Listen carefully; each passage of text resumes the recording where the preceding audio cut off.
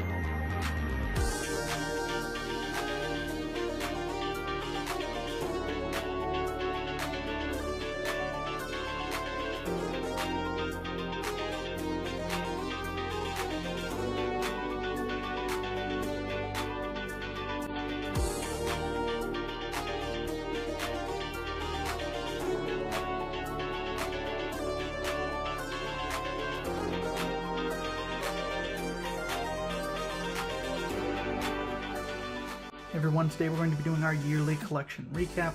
Every year I like to go over my collection and kind of just document what's in it. It's fun for me to do for cataloging purposes, as well as it's good for viewers because people like looking at other people's collections. I can attest to that I like looking at other people's collections myself. Today we are joined by what I believe will be the debut of the brand new playmat that I have in from wonderfully printed but drawn from works from Autobot Tesla on Twitter, so go check them out if you have not. They don't do commissions anymore, but been a very wonderful person helping me commission this together, as well as a bunch of other commissions for a. So, yeah, this is one of the commissions I've got done here, so I'm happy to have it printed on playmat. Decided we get that printed. Today we're going to be going over all of my binders. I have, 6 binders to go over today. I will have a separate video going up as a part 2 where it will be going through all of the bins, but because that is like 2 hours worth of footage going through the bins, I've already recorded that. That will be sped up and put with music, so it's tolerable. I have like way too many cards in those bins, so I just went through everything. Obviously, I'm not going to go through my whole collection today, because the collection is just huge, and I have a bunch of trainers. You probably saw at the beginning, I probably showed a panning shot of all of my trainers, as well as energies, and I'm not going to go through like the trainer special energies and that. But we are going to go through the binders today. We do have some helpful light. If the light is too bright, I will turn it off. This is my first binder. This is for GXs and EXs. The front of it is GXs and the back of it is EXs. These binders kind of just get developed as I need them. I buy them at random. None of them are the same brand. Well, there's 2 monsters, and then there's 2 ultimate guards, and then there's 2 random binders, so, you know, we work with what we got. Here's the first page of the GX's binder. I'm going to position the light up. That looks pretty good on there. It's a little bit of glare, but it helps get the view of the cards. So here we have the first page. I just have all my Whimsicott GXs here. Actually, this card used to be the front page of my binder. I really love this Japanese Whimsicott right here. Whimsicott GX Full Art.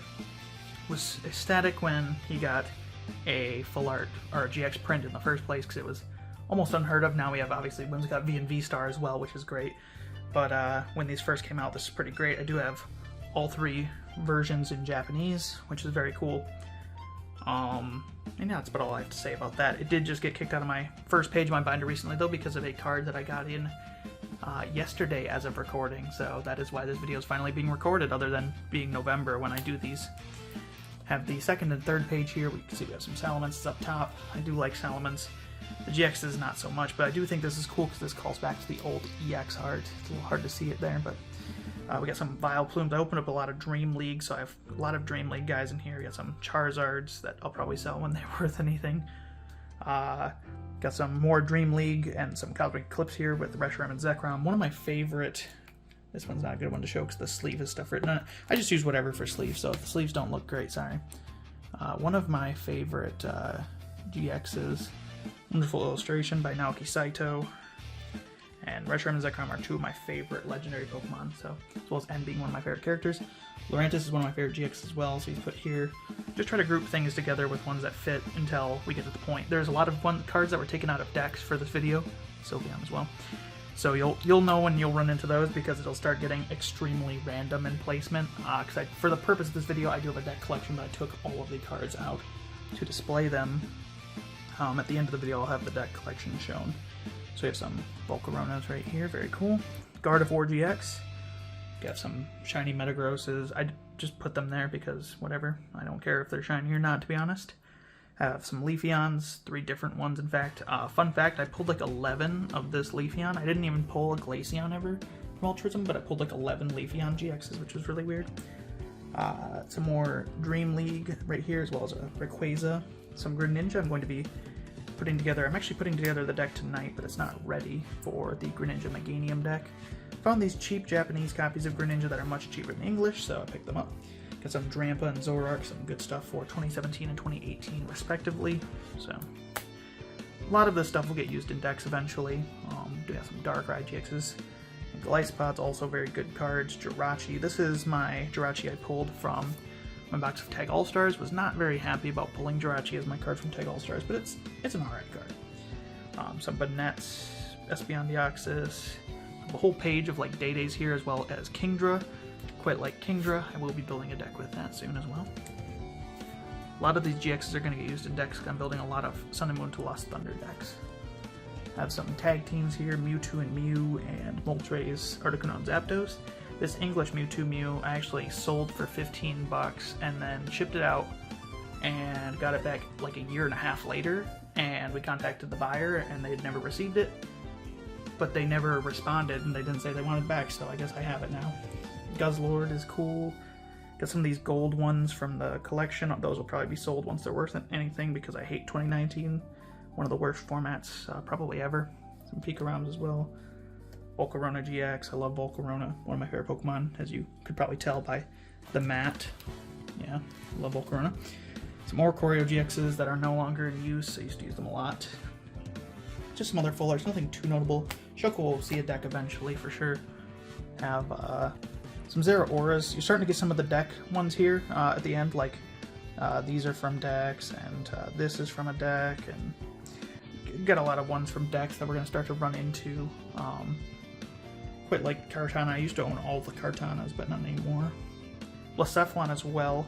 It's a Japanese copy of Blacephalon with great texturing. You can see it right there. Some more tag teams of my least favorite Pokemon. I absolutely hate tag teams. Art is beautiful. I hate the cards gameplay wise though. Got some more deck cards from my Zoro Decitails right here. Got the full 3-3 line. Got some from my Malamar deck. Got the 2 Necrozmas and the Marshadow. Have a bunch of shiny GXs right here. Most notably, my favorite one here is the Espeon and the Kartana. Espeon is really happy to pull that. And Kartana. It's a little bit higher class items. I think they were in the front of my binder actually last year. I had Espeon and Umbreon.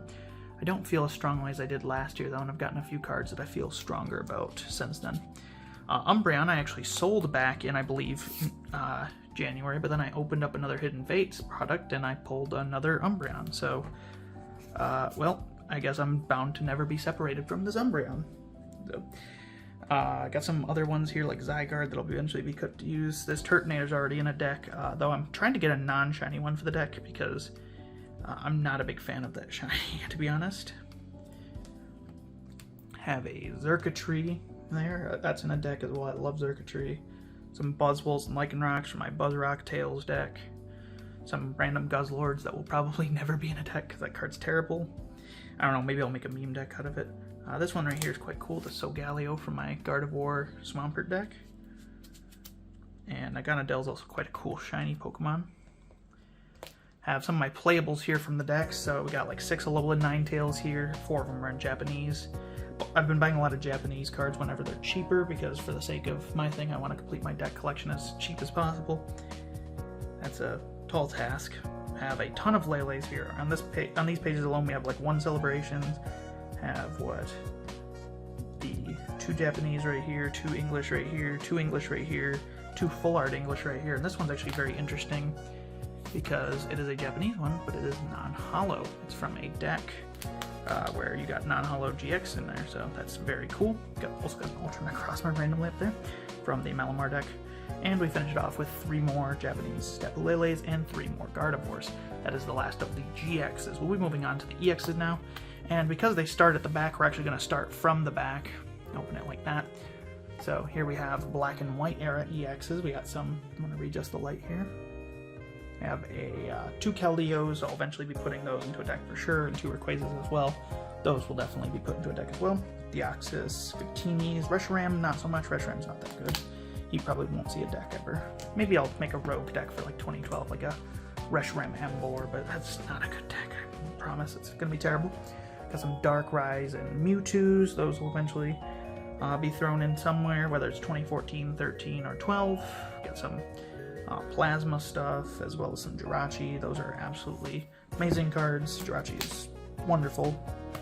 And we got my 4 Virizions from my Virizion Genesect. EX full arts for Black and White are in a separate binder. I value them quite highly, so I put them in my main binder. Full arts for X and Y are just mixed in with the regular ones. So you can see we got a very pretty page. Let me focus the light a little bit off there. Is that better? Let's get it like... Maybe if I just shine it up like that. There we go, we got a little bit more lighting reflecting onto this. Once you get to the super textured stuff, it kind of bounces right off. We have Espeon, that one's quite nice. Darkrai and Mewtwo were ones that I pulled that I was quite a big fan of. Gardevoir is one of I wouldn't say one of my favorite Pokemon, but I am a big fan of the whole Gardevoir family, so I actually do have a couple pages of Gardevoirs in a different binder. Got some Mega Spoons. These ones are all damaged, so after I disassembled the deck, I sold off most of my Alakazams, but I couldn't sell off those guys because they were damaged. This one is particularly notable. This is probably the coolest X and Y era EX. It's just a wonderful looking card. Artwork is absolutely incredible. Got some Volcanions here from my Volcanion EX deck. Steelix, I quite like Steelix even if it's a terrible card. I just like Steelix as a Pokemon, so it's quite cool. We have some Yveltals from my 2014 Yveltal deck. Some Shaymins that I haven't used yet. Him and Haas. I got this from Jordan Japan. He gave me that as a free gift in one of the orders, which is cool. Sad he's not around in the Pokemon community anymore. He was a great guy. Got some Wailords. This Gyarados is super beat up. This is probably new from last year because I think I got this in December of last year, but it's super beat up. Yeah, you can even see the crease right there. But it was like $5, so I was like, you know what, this makes a good binder card for $5. I don't usually buy too many binder cards, especially this year. This year has been the year of spending money specifically on competitive play, on the retro competitive rather. I have done almost nothing for my collection in the typical sense. I've just bought almost exclusively for retro Pokemon, but before we get into this binder, here are 3 cards that could not fit in the binders. We have Pichu pre-release promos and Blissey. This is from my Chandelure deck, and because they have these overcoat sleeves on, they don't really fit in binders well, so I just have them out of binders. I don't want to take those off and damage the Chandelure sleeves. Those are nice sleeves. We have here our Shiny Vault. This binder is just kind of miscellaneous, like subset hits, like Shinies, Prism Stars, character rares that are excess. Yeah, we'll go over that. Got just a bunch of Shinies in this thing. I put way too many shiny Pokemon. So I just decided to limit my binder when I could, like this. Will I ever use this many Curlias? No, but will I own them? Yes. We're gonna have some ones from decks in here as well, like these Vulpix are from Zoro Desi Tales for my 2018 Sun and Moon to Lost Thunder deck. Got some Inkays and Malamars that will definitely be used someday. Here's some more Zoro Desi Tales, and there's my Gardevoir deck stuff. So, I mean, most of these will probably see use someday. Some of them, like Voltorb, probably not. Some of them, like, I don't imagine that I'll probably ever use the Noibats or the Magnezone. Well, maybe the Magnezone. Certainly not Gabite. That card is not very playable, unfortunately. This Kartana, I did, like I said, used to own every single Kartana in English and Japanese. This one is just wonderful. Very pretty. I should get more Japanese Hidden Fates cards. They look way better. Building Quagnag right now, so I have some shiny Quagsires and Woopers. I'm going to get 4 of each for the deck, so I need 2 more Woopers, 1 more Quagsire. Some more Zoro Desi Tales stuff, as well as some Quagnag Poipools in here. And it's actually kind of, because of the way that the binder expanded, which didn't work too well, there wasn't enough space to really divide it, but it starts the next section of shinies, which I don't have many of them, but these are the Shining Fates shinies, and I think Shining Fates is a terribly boring set with not much to it, so I didn't get many of the shinies. I bought Alcremie because Alcremie is my favorite Gen 8 Pokemon, and I bought Oranguru because before the character rare, the Oranguru is the best way to play. This was the best way to play it. The Oranguru from Sword and Shield, the artwork on it, Shinomura Nageshi, I don't like being negative, but he is by far my least favorite artist in the Pokemon TCG. Everything he draws makes me want to vomit, and then Oranguru is one of them, so this one was much better to look at. We have right here a signed Froakie. This will be going in a deck very soon. The Meganium Greninja deck that I'm going to build for 2018 Sun and Moon to Lost Thunder. It was signed by Pokemon Professor K, who recently stopped doing YouTube, unfortunately, but had a card sale. I saw that and I was like, this is a chance to get a card signed that I'll use in a deck, so I figured it would be cool. His mascot was Greninja, after all.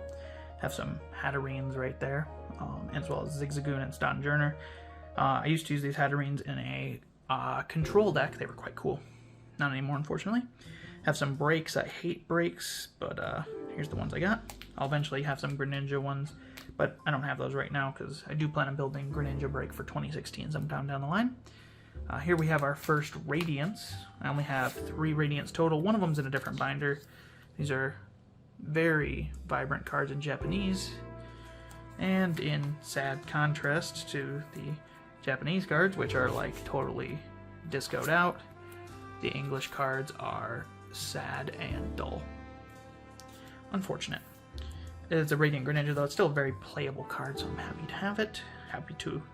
I would say I pulled it, but I kind of didn't. I got this from a shop owner who just opened a bunch of packs and gave me the cards anyway, so that was very nice of him. I appreciate that. He pulled, like, Radiant Greninja and Hawlucha out of 9 packs, so I guess he must have been pretty frustrated with that. We have our extra character rares, and character rares I have in a different binder because I own every single character rare as of the recording of this video. Besides, there's like a Red's Pikachu that some people count as a character rare. I don't, so I don't own that one.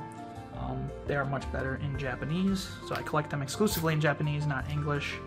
I have not kept up with the English prints, but here's just an example of how much better the Japanese ones are.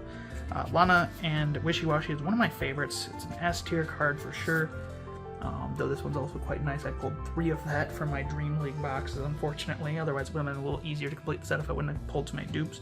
Don't mind a dupe of that at all, though, because that's a very pretty card.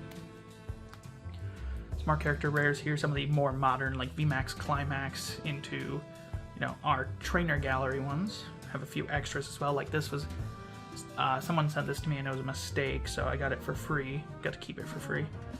Got some Eevees and Jolteons. These are playable ones, I suppose, so that's kind of cool if I end up building more decks for this era. I pulled this Gengar, I was kind of happy about that, and I pulled Dusknoir as well. Coughing is a wonderful card, but I don't really care to show it because it's English and the border is terrible. I hate English character rares. This Alcremie I'm not a fan of at all. I just own it because I found it for 50 cents. It's one of my least favorite character rares. Have the Oranguru here. This card's awesome. Got this for free from I believe it was Pikachu Weeb that gave this to me. Good friend on Twitter. Do a lot of trading and selling with him once in a while. This card is just gorgeous. It's Japanese print, which helps. And it starts to fade, you can see, into the Prism Star section, which is completely unorganized. Used to be organized, but then I added the cards for my decks, and now it's not organized. So I guess it's what it is. So we just have a ton of Prism Stars here. Ditto is by far the Prism Star I own the most of. Not pictured in this binder is 10 Ditto Prism Stars that are in my cube, which will be in part 2. I'll show my cube off. If there's any notable ones I like here, I like Victini and Diancie and Shaman, both have great artwork, but Ditto is by far my favorite Prism Star. Super Boost Energy is also very cool. Prism Stars were a very underrated gimmick. You can see the sleeve is written all over, which is funny. This was a Steelix Prime sleeve that I bought Steelix Prime from. Just a huge line of Super Boosts and Thunder Mountains and stuff. I like Prism Stars. They were a very balanced gimmick. Especially Ditto, which is the best Prism Star in my opinion. Not competitively, Tapu Koko is played more, but that card, I don't like Tapu Koko Prism Star. Beast Energy and Life Forest are both cool. Here's my Japanese Volcanion that I pulled from Tag All-Stars box. I should have opened up more of that set. It's one of my biggest regrets. Have some Life Dews. These are A-Specs. It just kind of bleeds right on over. Tons of victory pieces. I don't know why I own this many, but I do. Some Crystal Edges, G-Booster, Crystal Wall, Gold Potions. Life Dew is definitely the best one on this page, as well as G-Booster.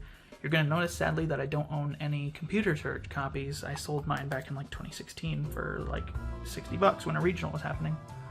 We have some Scoop Up Cyclones, some G-Scopes, another Booster, and my Dowsing Machine. So, only one I do not own is Computer Search. And that ends off the second binder. We're going to cut the video here just to save for time purposes. So I don't have to transfer huge files from my phone. Alrighty, in this next part of the video, it's getting a little hot in the room, so I'm going to turn on the air conditioning in a bit. But in this next part, we're just going to cover this one binder right here. There's going to be a lot more to show than the previous binders. That's going to be the case for all of these upcoming binders. This is another kind of miscellaneous binder, kind of like the last one, but a little bit more random. Starting off, completely random, we have a Kirlia, Gardevoir, and Ralts pages. I just looked through all my boxes and I was like, oh, here's all the extra Kirlia, Ralts, and Gardevoir I have? Sure, I'll put them in a binder. And this passion was primarily started from the EX Emerald print of Kirlia that I ordered around my birthday. It's one of my birthday gifts to myself, in quotes. EX Emerald's one of my favorite sets. This is just such an incredible artwork. And then also recently, I ordered this, did pull the Kirlia from Incandescent Arcana, but this is the first Hollow Gardevoir from Incandescent Arcana, and just masterful illustration from Mitsuhiro Arita on this one. One of the best looking Gardevoirs I think we've ever seen. This one is also one of the best Gardevoirs we've ever seen. Big fan of this whole family. I don't think any of them, maybe Kirlia or Gardevoir makes the top 10, but none of them are like my favorite. There's just so many really nice ones here. Here's another Japanese reverse. Kind of sad that I like that the Japanese got reverses, but it's also like we lost our only advantage over the Japanese. Here's their reverse here of this Kirlia. Bought this from Battle Region. There's no Gardevoir in Battle Region, sadly. Is a Ralts I do still need. I'll be getting. The Japanese finally got reverses after that being our only advantage over the Japanese card collectors. For years we'd be like, oh yeah, look, we got these reverses, and we, people would sell them at regionals and stuff to the Japanese players when they came over, because in Japan that was kind of a hot commodity because they didn't have it. Well, now they have reverses, and not only that, they have better reverses. This one is quite stunning. I love this artwork style. It's very cute. Yeah, their reverses are just infinitely better than ours for the most part, because I like this pattern. We haven't had reverse hollows this good since like EX era. I do like some of the Diamond and Pearl reverses though, where they're just solid. Diamond and Pearl Heart Gold to Silver, where they're like solidly colored. We have a complete set of A-Specs, except for Joke's on You. Celebi is not in this binder, so I do have all the, not A-Specs, these are amazing rares. I'm tired. So here's all the amazing rares, but I moved Celebi to the Celebi binder. My favorite amazing rare is not actually Celebi, despite Celebi being my favorite Pokemon. Celebi was drawn by 5-band graphics, which makes me depressed because it looks awful. My favorite amazing rare is this Jirachi, which I did pull from a pack on day 1 of Vivid Voltage being out. Second favorite is Yveltal. These two have the best swirls.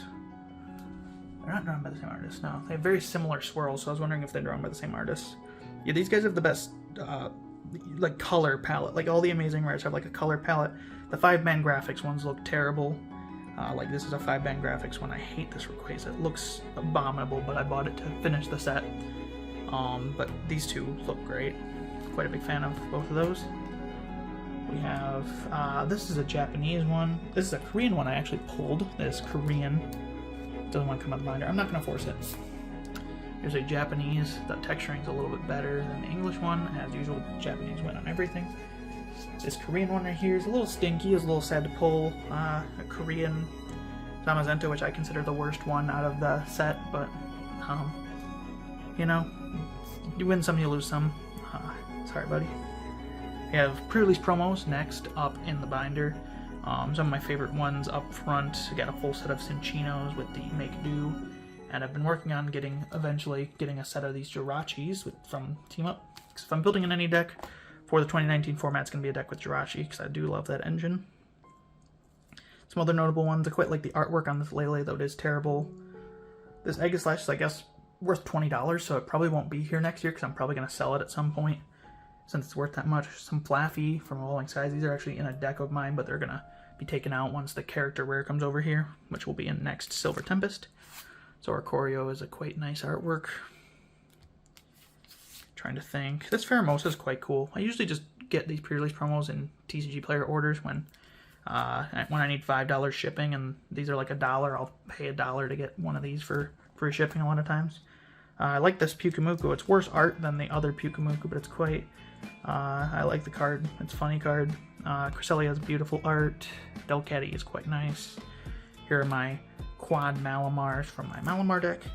This art is quite nice, even though I hate the Simian. It's a Pokemon. It's like, doesn't interest me at all. It is drawn by the T0, which is becoming probably, I'm going to say it, he might be my favorite illustrator in the Pokemon TCG. We have the full set of black and white pre-release promos here. Starting with the black and white base set. Darmanitan, this one's quite nice. Very nice, actually. If I had to say a least favorite here, probably the Gigalith. The Gigalith's pretty boring. The Victini's quite vibrant. This card is very nice. Gigalith or the Altaria, but the Altaria is the least playable. The Volcarona is very nice. I love Volcarona. I like the Plasma Hollow, especially this one. This one has a great hollow with the pink. Don't let anyone fool you telling you that Sword and Shield hollows are like black and white, because they're really not. These are so much better. And then I have a bunch of Caitlyn's here. For anyone who doesn't know, Caitlyn is my favorite human character in the whole series. If she was real, I would get on one knee right now and pull a ring box out of my pocket that I somehow have. We have 3 Battle Cities here that are promos. Yeah, I just didn't know where to put my Caitlyn, so I put them here. I have like 100 more in a box somewhere else. Have the full set of Tag All-Stars Energy. You get 1 energy per pack of Tag All-Stars. There's 10 packs in a box. So you get 1 of each type of energy, and then you get 1 secret rare energy. Unfortunately, mine was water, which is not a type I'm too fond of. I would have preferred like grass or like fairy, since fairy's going away. And honestly, these look like, if I just take the water for comparison, I honestly think that the secret rare ones, because they're using the tag team style energies, they look worse than the ones from the regular set, but that's just my opinion. Have some Japanese trainers over here, Erica's Hospitality and some Roses. Again, I really like them, but I don't really know where to put them, so I just put them here. Figure they're probably not going to get used in decks, so they have somewhere to go though in this binder. This is the Thank You Hydreigon. If I bring it closer, it says Thank You right there. Given out by shops, or at least there were supposed to be a lot of them. Scalped it, unfortunately. Trying to get a ton of money for it. We have the just a bunch of stamped cards that aren't pre-release promos, like some GameStop promos, some Detective Pikachu promos, some legendary Pokemon promos. Apparently the Suicune is quite rare because it's a UK exclusive. I got this from my good friend Mr. Maxis on Twitter. I don't know if he'd call me a good friend, but I am forever grateful for his help getting some Celebis for my collection. My favorite one on this page though is the Mareep. That is a, I believe, Canada exclusive Toys R Us card, and Mareep's one of my favorite cards from the era. It's quite a fun card, putting your opponent to sleep. And it's awesome having a reverse holo with a stamp.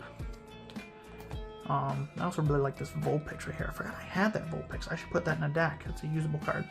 Have some Cosmogs from Toys R Us. I plan on getting a 4th Cosmog from Toys R Us because it's usable in a Solgaleo deck that I'm planning on building. So I'd love to have all Cosmogs from Toys R Us. That'd be quite the funny basic line. Have some McDonald's EVs. I forgot to mention these EVs right here. These are Cosmos, or not Cosmos. These are General Mills, I believe. No, this one is Cosmos. This one is General Mills. So this one's Cosmos Holo. This one is General Mills Holo. I just keep these EVs because they're good and I'll use them in the deck someday. This is McDonald's EVs right here. The way they have the confetti holo, similar to Celebrations cards in a way.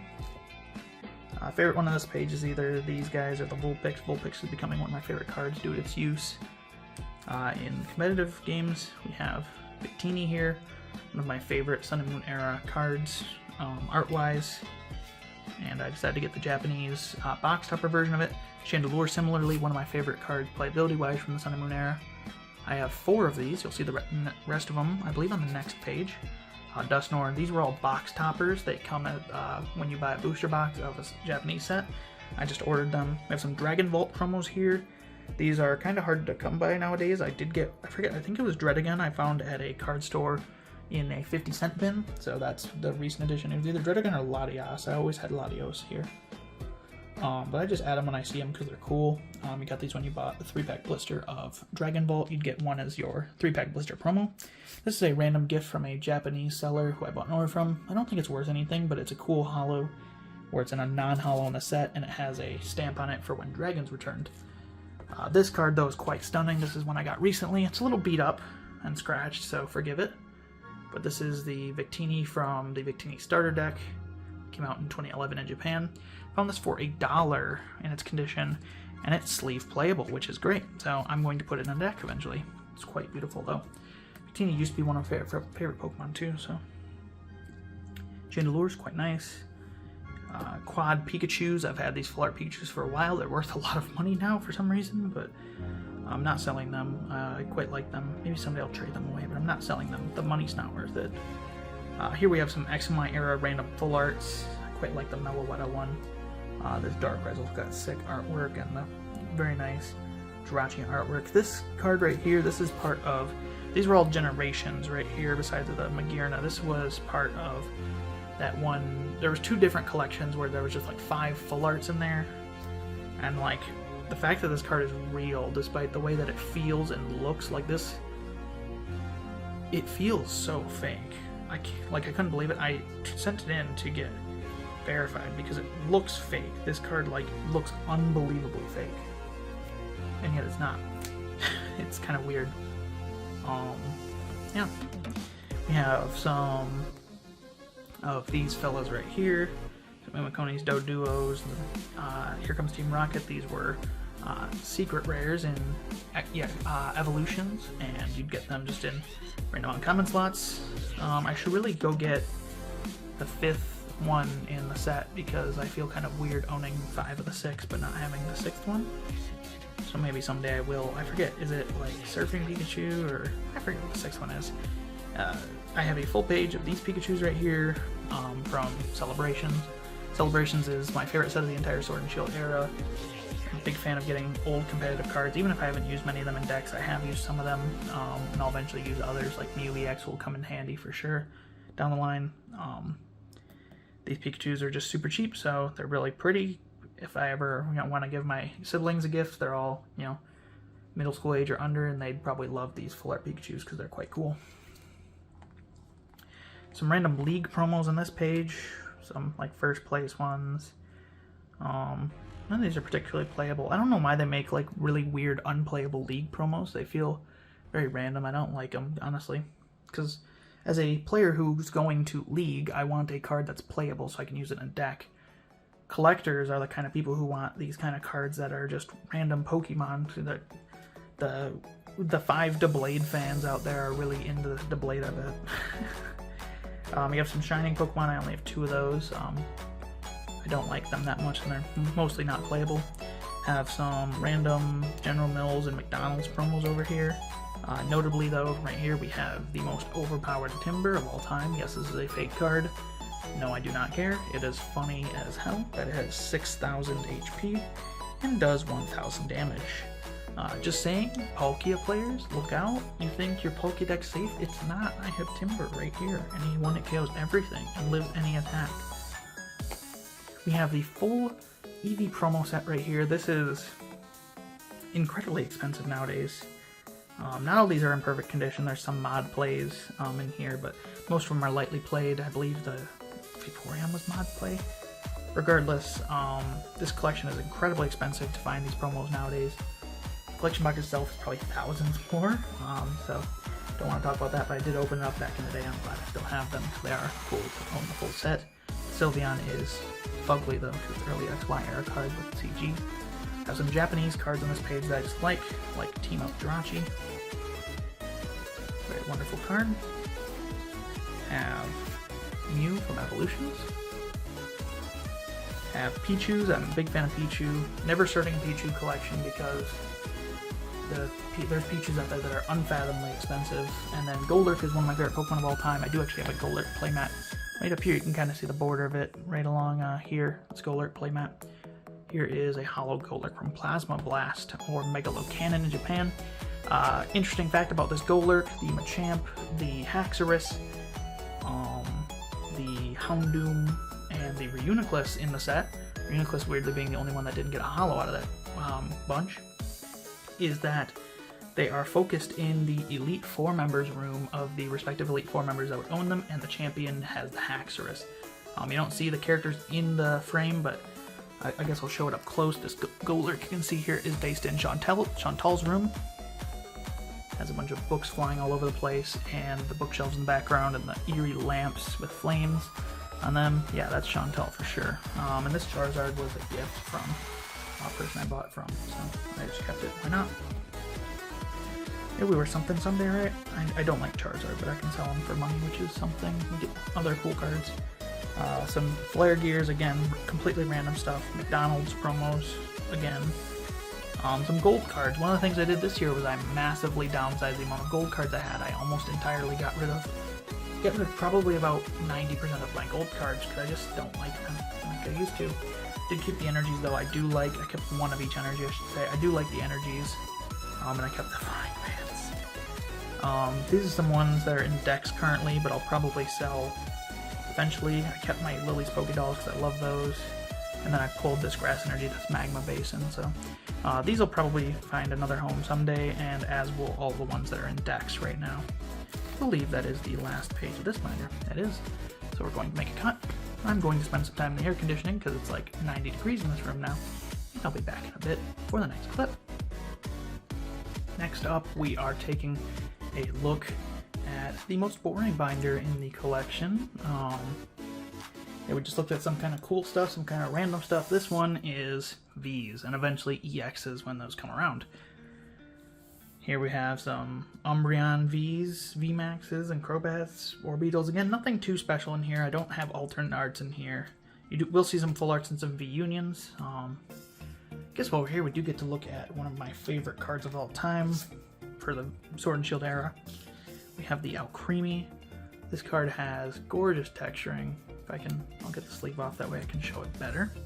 This does have print lines in it, as Korean cards do, but you can see those are all different kinds of sweets in like cookies and macarons and stuff in the background of the texturing. So it's probably one of my favorite cards of the Sword and Shield era. If I had more space on my first page, it used to be on my first page, and it honestly should be there. For now, it sits here. The Japanese one, honestly, doesn't have as good a texturing. The sweets don't show up as well as the Korean one, honestly. So, rare case where the Japanese version is not the best version of the card because the holofoil gets a little too much in the way of the texturing. Some other cool ones here. I quite like this Hisuian Zoroark in Japanese. I do have a Korean Togekiss there as well. So it's a very good artwork.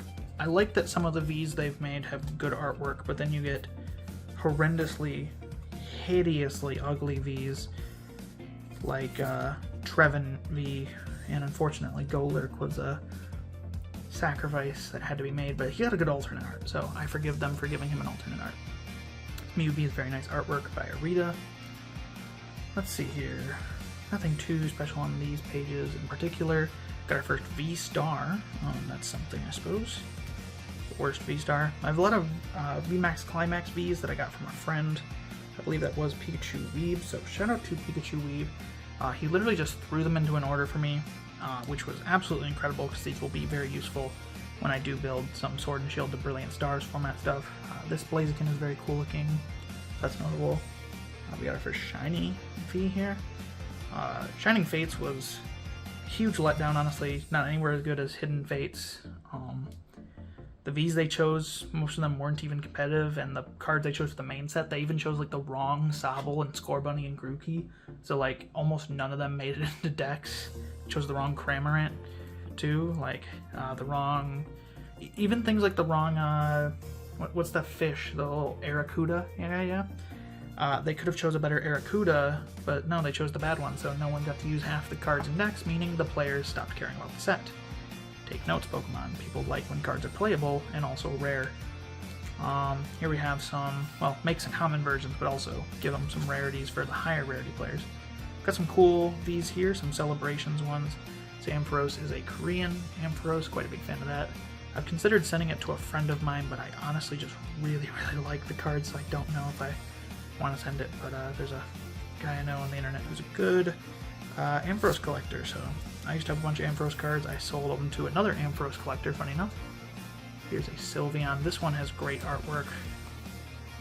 Not a huge fan of Sylveon, but it's great artwork, so I really like that card as opposed to this one, which is kind of a go. There's the next page of V's. Gardevoir V, notably very good artwork by Kagemoto Himeno. Very nice artwork. Whimsicott V-Star, there's one on the last page too, but I love Whimsicott. So he got a V-Star. It's actually playable in one format, which is one of the formats I'm building. It's awesome. Pikachu by Hyoganosuke, or is it Hyoganosuke? I believe it's Hyoganosuke. I'm used to watching people's videos where they pronounce it wrong though, so I kind of got it wrong retroactively. Awesome Chandelure by Akira Egawa. Most of the VMAXs are terrible looking, so it's awesome when they do good looking VMAXs. V-Union, absolutely beautiful Pikachu V-Union. Great looking card. I should buy more of these honestly, but I just never go to card shops anymore honestly. Luxray is another great card. I order a lot of Vs just because they have great artwork. Luxray is one of those. Dragonite's one of those. I did pull this one right here. This amazing Ho-Oh V with Akira Egawa artwork. Just a very epic card. This makes, like, I wish every V was illustrated by an actual Pokemon illustrator instead of a CG bullshitter. I'm not going to mince my words there. I think CG is the downfall of Pokemon TCG. Like, you want to see the best looking V of all time? My favorite V Pokemon? Favorite regular V, rather? Here we have it. This card right here, baby. This is such a good looking V. And every V should look like that. Not every V should be drawn by Kawaii necessarily, although I wouldn't mind, frankly. But every V should be good, because even the full art looks way worse because it's not drawn by Kawaii. Still okay. We have the Mew VMAX here. I pulled that recently for Lost Origin. I opened up like maybe 10 packs of the set and pulled that, so it's kind of cool. Mewtwo V-Union by Akira Egawa. That is in my Mewtwo V-Union stall deck. Galarian Moltres is in the deck as well. And you have my Whimsicotts that are all in the Whimsicott V-Star deck. I was going to say V-Max for a second. That is all for this specific binder, the V-Binder. I trade in a lot of my Vs that are not playable for money because I don't particularly like them, so if they don't have their artwork and they're not playable, I will not keep them. Next we have something a little bit better. This is a new binder to the collection this year as well. The V-Binder was also new. This is the old format binder. Before I would just keep these in my main binder. Things got a little bit too big, so I moved them here. So this is everything black and white to prior. Doesn't have EXs from black and white, but it has the early black and white full arts and secret rares. Like up to Noble Victories is what it goes. So it's 2011 and before. No 2012. 2011 before. Next Destinies was the first set of 2012, so everything before Next Destinies. And we start off, I guess, here's the one exception. After I go saying that, this is the year I finally decided to finish the Rotom collection. The Rotoms, There is 5 of them from Rising Rivals, all secret rares, and all with this Cracked Ice Hollow pattern. I've owned 4 of them for about a year now, and I finally decided to finish them. And this card I decided to finish it because of this card. So I wanted to do a page like this. This is the Rotom V alternate art. It's one of my favorite cards of the Sword and Shield era. The texturing on it is just wonderful. Actually, there's 6 because there's Sharon's Choice as well. This Rotom and this Rotom are not in the collection, but I quite like them. This one is not the specific copy, but this type of Rotom, like Rotom from Great Encounters, my first ever hollow pull, not this one in particular. My first ever hollow pull, my brother traded in when he got rid of his collection, because I traded to him a while ago. This was like several years ago. My brother traded in a Gold Star Umbreon, worth several $1,000s now, for $40 back then. I have the 3 birds from Beat of the Frontier in Japanese. I've wanted them in English, but they're too expensive in English nowadays, so I bought the Beat of the Frontier Japanese ones. Secret Rare Electabuzz. One of my goals one day is to finish the original Haymaker deck from the base set era, but with these reprints from Platinum. There's Scyther, Hitmonchan, and Electabuzz all reprinted in Platinum, and they're more expensive than they used to be, which is sad, so I kind of missed the boat on that one, but I'm going to do it. I'm going to finish the deck with these reprints, because I think it's funny, and I love these guys. Sharon's Choice, again, I have a duplicate of that. When I bought it from the card store, they had 2 in the sleeve, and neither me nor the card store knew until I got home, so, well, I guess I ended up buying 2, and getting it for the price of 1. Have our shinies here. Quite a big fan of all these, especially this Vulpix, and the Drifloon, and the Ponyta is great. The Duskulls are new, and the Vulpix is new. Otherwise, most of these were here last year, but these Duskulls are new because I bought them from Retro Decks, but I don't play them in my Retro Decks because there's a better Duskull. So I have Alpha Lithographs. The only new thing in the Alpha Lithographs is that I bought Alpha Lithograph number 4 for my Durant deck. Have some time-space distortions here that are in my Gyarados deck. 3 of them are Japanese because the Japanese ones are like a third of the price of the English ones. Here's an Electivire pre-release promo. That's just a cool card. I'd love to... Before prices went up, I was buying all the pre-release promos. Like you saw, I had all the black and white ones, and I own 2 of the Heart Silver ones. Maybe I'll own them all someday. This year, similar to the Arceus, or similar to the Rotom collection, I finally finished the Arceus AR set. I had 8 of the 9 Arceuses for about 12 years now, and I finally decided to buy the final one, of course the most expensive one because my luck, but it's this beautiful Arceus by Mitsuhiro Arita. I do have, of course, the promo one as well that I was holding as a placeholder, and I bought this Japanese one because it was $1, so I plan on building an Arceus deck for 2010 sometime down the line, so I don't mind owning some extra copies. Sorry if the binder doesn't look perfect under this lighting. Yeah, that might be a little bit better. Point that away. We have the level X's now. My collection has massively expanded in the terms of level X's, and I'm all here for it. Level X's are my favorite ultra rare type, so that and alternate arts and character rares are like my favorites. I absolutely love level X's. Just looking at this page makes you very happy. For context, this Magnezone was actually the first ultra rare I ever pulled back in 2008 or 9, I forget when that set released. I started collecting in 2008 with Great Encounters, and this was my first ever ultra rare pull. I think it's 2009 when that set released. Regardless, there's lots of great ones here. The Gardevoir, Flygons are incredible. Regigigas I'll be building a deck for soon. Magnezone I'll be building a deck for soon. Salamence I'll be building a deck for soon. Yeah, I'm excited. I have Dusknoir. Flygon and Dusknoir are probably my 2 favorite level X cards, because Dusknoir, check this out, just a huge wall of text. It's incredible. Heatrans are not too playable, but they're cool. I have owned both the different versions of them. This one is definitely better in my opinion. Absol is not playable, but also cool. Darkrai, not playable that much, but also very cool, and I own it Japanese as well. I pulled this Cresselia back in 2018. Before everything went crazy for retro stuff. I found some packs of Great Encounters, opened 2 of them, pulled this Cresselia and a Darkrai Hollow from Great Encounters. So very good luck out of 2 packs, I'd say, for the era.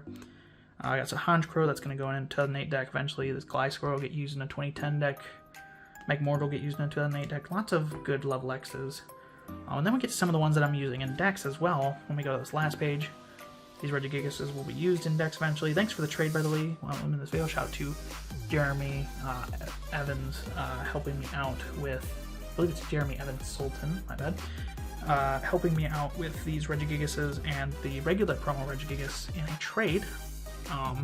Been buying a lot of Japanese level X's like the Shaman because they are sometimes half the price of the English ones, and they look great, so I don't mind. I know what the card does, so I'm okay playing it. We have my Blyterra level X's, my Tangrowth level X decks, I have my Gardevoir stuff, my Uxie from my Gyarados deck. This Empoleon was what I won that in prize in a tournament. We have my Garchomp from my Dialga Chomp, and there's the Dialga, there's the Floatzel from Gyarados, the Amphisnow, Uxie, and there's another deck that plays Uxie. There's Gyarados, there's Amphisnow, and there's Dialga Chomp Uxie. There's my Gengar from my Gengar deck. My favorite level X on this page is the Spowdon. It's probably my third favorite level X overall. Just such a crazy card with a sand reset. And the Japanese level X's, I guess I didn't show it. In contrast to the English one, here's just a English level X that we'll show the lighting of first. Here's a Uxie. Still a very nice card, is it not? They kind of just refract light, whereas this Japanese ones, they have, some of them anyway, not all of them, have sparkles. So very cool there. Love Hippowdon, one of my favorite underrated Pokemon. Here we have Celebrations cards. This is also 25th anniversary celebrations right here. This is Japanese though, which I'm just gonna say the Japanese people got a way better stamp. The 25 looks way cooler than the Pikachu stamp, so a little sad that we got a Pikachu stamp. But here's a bunch of Garchomps. Most of them probably never get used, but you know, you ever want to see 9 Garchomps together? There you go. Here's a bunch of Luxrays and Dragapults. Cool. Maybe someday it'd be cool to build a pseudo deck around the Dragapult. Doesn't actually exist from the time period, but it can play with cards from 2011 and play fine. We have some primes now. Level X's are over. Sad. I love level X's. Primes I'm a little bit less of a fan of because they're a little bit less mechanically unique. In fact, they do nothing, but some very notable ones here is that I do have a couple of Reviving Legends and Heart Gold Collection Reverse Hollows here. Here is Reverse Hollow Donphan. One of my least favorite primes, but still cool. Gengar is quite cool as well. We have the Kingdras, which is a very cool prime. Please come out. I have 2 of these actually, 2 of these Kingdra. Please come out, thank you. Very nice Reverse Hollow Prime. It is my goal one day to own a Celebi Reverse Hollow Prime, but I spoke to a prominent Celebi collector in Japan, and he owns $1,000 Celebis like they're candy, and he just he mentioned that finding one of those Reverse Hollow Celebis that is in good condition is, in his words, incredibly difficult. Good luck.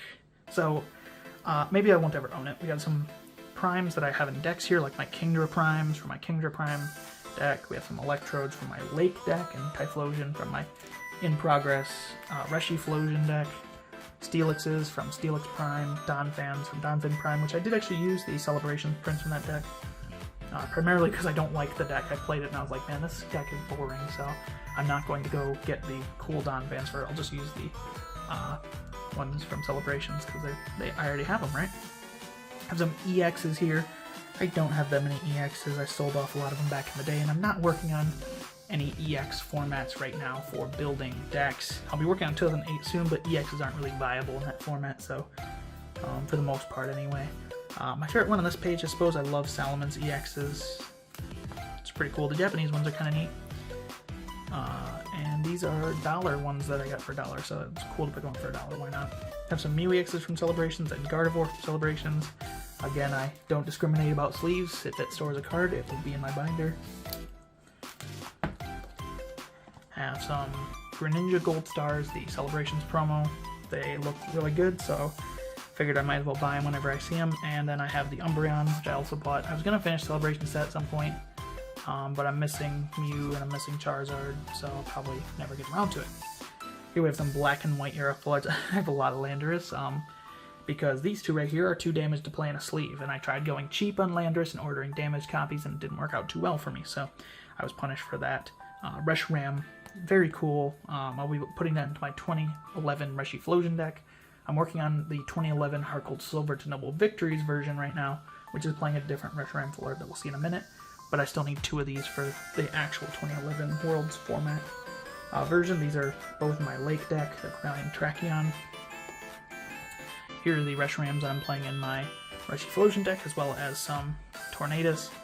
These Reshirams are quite beautiful. They're actually 2 different prints, so I will show you real quick. It's kind of neat. This is, here we have a new one versus an old one. Yes, so the new print is a little bit lighter on the background, and they kind of just sparkle, whereas the old one is a little bit darker on the background, and they fade into the background. They don't go over the Pokemon as much. It's a small difference, but it is a difference. Victini full art, I'm going to get another one of that this year, so next year when I do a year recap, you'll see 2 Victini full arts. God, every year this recap is getting more difficult to do. One is going to break me. Ryzian full art, love that card. I'd love to own 4, but they're expensive, so I'm not going to own 4. We have 3 Zekroms. I still need a 4th one for my Zekiel's deck, but I have Zekiel basically put together already. I just need to get a 4th Zekrom full art. Notably, this one here is a pre-release error version with the lighter background, which I actually prefer to the regular version right here. Some Celebrations Reshirams. Well, probably, maybe I don't know if they'll ever see a deck, to be honest. Maybe. Have some Chinese Celebrations. Reshiram and Zekrom look very good facing each other, and they were like $10 for both of them, so why not?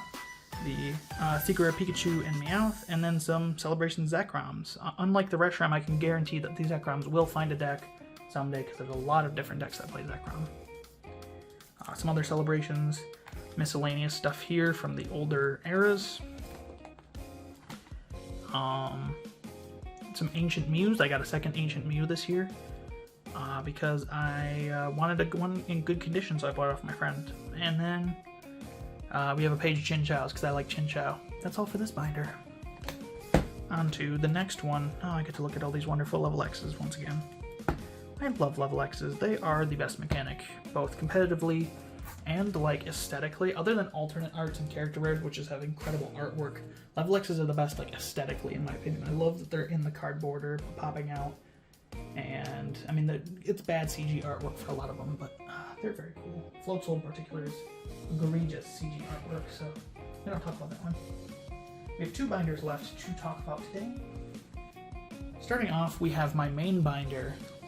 Last binder is the Celebi collection binder. The first page is going to be a bit of a shocker because the first page is a very good page. Here we go. Just kidding, I'm going to cut the video.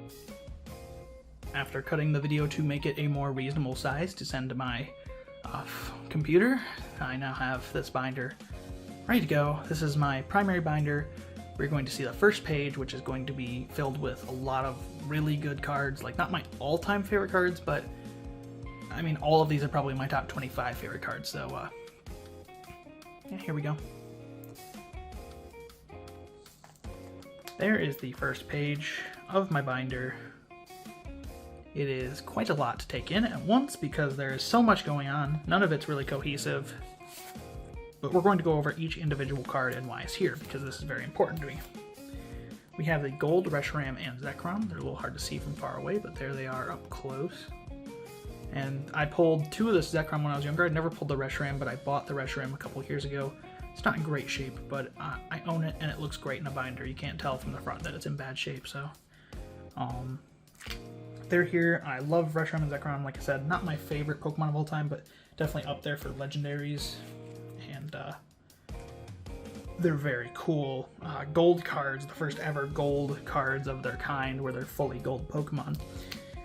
We do have, this is a card I pulled from Dream League, the Zekrom and Reshiram full art. Let's see if we can get the texturing up to show up on camera. Has a checkerboard texturing, if you can see that in the background, which is very cool considering the black and white's general motif was a checkerboard pattern of the black and white games. Zekrom Reshiram, once again, one of my favorite Pokemon, legendary types, and then N is one of my favorite characters. This is like a combination from heaven. You really couldn't go better putting those 3 together. Not a playable card, but that's fine by me. It is still very, very, very cool. And I'm so glad to have pulled it, honestly. We have Whimsicott. This is the only promo of Whimsicott. Whimsicott is my second favorite Pokemon of all time. And he only ever got one promo card ever released, and I do own it. Shout out to that one dude who follows me on Twitter who speaks Japanese, so I don't understand most of what he's saying unless I hit translate, but he also likes Whimsicott and Celebi. So, great minds think alike. Here is the alternate art Golurk in Japanese. I did pull it in English, so I've honestly been tempted to replace it with the one I pulled, but the Japanese texturing is just so much better. Absolutely love Golurk. Probably top 3 favorite Pokemon, right? So, when he got an alternate art, I was, I mean, to say I was ecstatic is an understatement. This is one of my favorite cards of the Sword and Shield era. We have Salamence right here. This is the Holo from EX Dragon. Great Mitsuhiro Arita artwork. Salamence used to be my favorite Pokemon, so this used to be one of my all-time favorite cards. I wouldn't put it that high nowadays. It's definitely in the top 25 though, because it's great artwork of one of my favorite Pokemon. Still great. We're gonna circle around. Here we have Rayquaza V alternate art. I pulled this on Christmas Day last year from my booster pack I got from my family. Just a random loose pack, and wow, look what was inside. I quite like the card. Rayquaza is pretty cool, so it was probably my best pull of the last year. 2022 has been a lot better year for pulls, believe me, than 2021. 2021 was abysmal.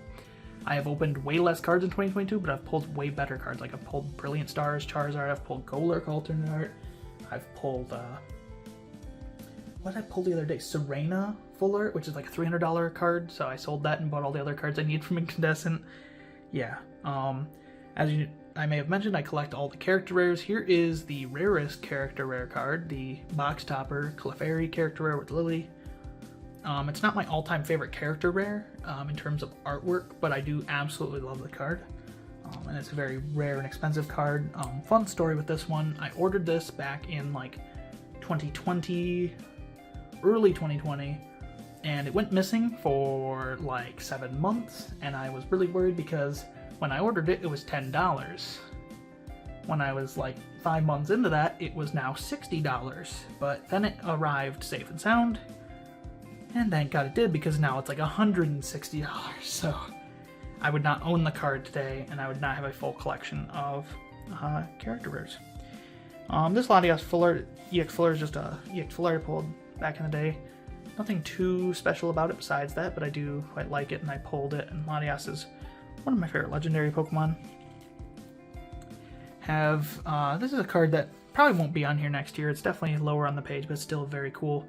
The Solgaleo Lunala Full Art from Dream League. I did not pull this. I bought this from Isaiah Santiago, competitor and very good seller. So if he's ever selling or buying, please do sell to him. He's pretty fair with his prices. This he sold me for $20, which I think he honestly undervalued it, because I'd say it's worth like $40, but this is when I bought it. It's worth probably even more now, but very cool card, and I was very happy to get it. Moving back to the middle, this is the newest addition to the binder, the Superior character super rare. I waited to record this video until this card arrived. It is one of the best looking cards I've ever seen. Top 3 cards from the Sun and Moon era. Rosa is my favorite protagonist from the video games, though there's not that much competition, to be honest. Superior is a very cool Pokemon. T0, like I said, quickly becoming one of my favorite artists. Just a stunning card with, I believe that is Reversal Mountain in the background, if it's based in Hoenn, or not Hoenn, Unova, like I think it is. Just a wonderful card. That's absolutely stunning. I have another T0 card on the way that didn't make it for the video, but I'm not waiting for it. The Orbeetle VMAX character super rare by T0. Here's Infernape from Platinum. This is the first pack my dad ever bought me. This is a card is in awful shape. You can see the corner. It's like wet. It's got a mark over there. It's still in one piece though, right? And this is from the first pack my dad ever bought me. I pulled that. The first thing my dad ever bought me, period, with Pokemon was the theme deck Cutting Edge, which I do actually have a sealed version of that you saw probably in the intro of this video. But it's very... I don't have most of the old Pokemon stuff. I either traded to my brother and he traded his stuff in for like 40 bucks total, or like it's 60 bucks after the Umbreon, or like I traded in over the years because I bulked out a lot of stuff in 2016. I do definitely regret those days. However, having some stuff left from what was is a very nice memory to have. Here we have some full art trainers. This binder is actually wider, so we're gonna have to scoot over. These used to be, like, all 4 of these are like front page level cards, right? But I decided to make more room for just Pokemon on my front page, so I moved them back here. My favorite card of the Sword and Shield era is Caitlyn full art. As I said, Caitlyn is my favorite human character in the Pokemon series. There is a new artist they hired on called N. Murikura, who was their first work. I'm definitely not pronouncing that correct. And they have done nothing but draw waifu cards since then, so they definitely did a good job drawing this. If you are somehow watching this, Mr. Murikura, I'm gonna guess, thank you for your service. This is a wonderful piece of artwork of my favorite character. I should worship through this several times a day, but I frankly don't have the time to, otherwise I would. Thank you. Moving on, I could talk about this card all day. Used to be on the front page, but I wanted to put it with the rest of the full art trainers and have a spot for 12 Pokemon on the front page. Maybe I should get a 4x4 binder, huh? We have N full art, my favorite full art trainer of all time. Caitlyn almost dethroned it, honestly. Very great artwork, very iconic card. I bought this one all the way back in 2012, and I still have it to this day, so, and it's in great shape because I don't shuffle my cards, which is great. Rosa full art from Dream League. Very, very pretty card of Rosa, again, one of my favorite characters from the Pokemon series as well. Great protagonist. Japanese texturing on this is also just next level. Great artwork. I forget, was this? This is Kirisaki. Yes, I couldn't remember who illustrated this one. It's very nice artwork though. One of the things that they did with Sword and Shield artwork that I'm not so sure of is that they always have backgrounds where the cards from old could have just either, something there or just colors. And I really like some of these color backgrounds, so I'm sad that all full art trainers now are constricted by having to have a background. It worked out well in the case of Caitlyn, but, some of them don't work out for the better. We have Copycat full art here, another one of my absolute favorite full art trainers, just a masterclass full art trainer by Megumi Mizutani. Copycat is my favorite to play full art, or my favorite to play supporter of all time, my favorite effect on a supporter card. This card is stunning. I do have 2 of them in Japanese because I ordered one, it went missing, so I bought another one, and then they both arrived in, like, this one arrived like 4 months late. Whether this one or the other one of the 2 arrived like 4 months late. I love the Copycat card. Beautiful recreation of full art. The Evolving Skies version is a bastard copy of it, and I don't approve of it, so we don't talk about that one. I'm gonna move the camera just a wee bit there. Just a little bit more. That way it's a little bit easier to see. Celebi Binder. We have Professor Juniper full art here. Classic discard your hand, draw 7. Supporter, this one is damaged, but someone gave this card a lot of love. It can now retire happily in my binder. We have the Professor's Research Juniper, brand new full art supporter. This is from VMAX Climax. I do own a lot of the English copy, but I saw the Japanese copy for $10 on a Twitter sale, and I snapped faster than a pit bull on a small child. That was a very dark joke, I'm sorry. But I had to get this card. Oh god, I'm gonna cancel on Twitter.